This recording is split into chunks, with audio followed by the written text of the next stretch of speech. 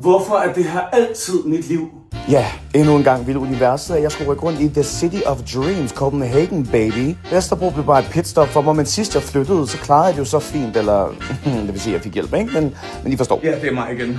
Det er en SOS den her gang. Kan I komme nu? Fedt, mand. Havde jeg vidst, at en ny flytning ville komme flyvende med 180 i timen, så havde jeg nok valgt at begynde at træne mine guns i god tid.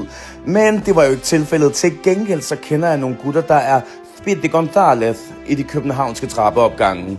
Og pling, på ingen tid var min eksistens rykket fra Vesterbro til Østerbro, hvor jeg forhåbentlig kan slå håret ud det næste lange stykke tid.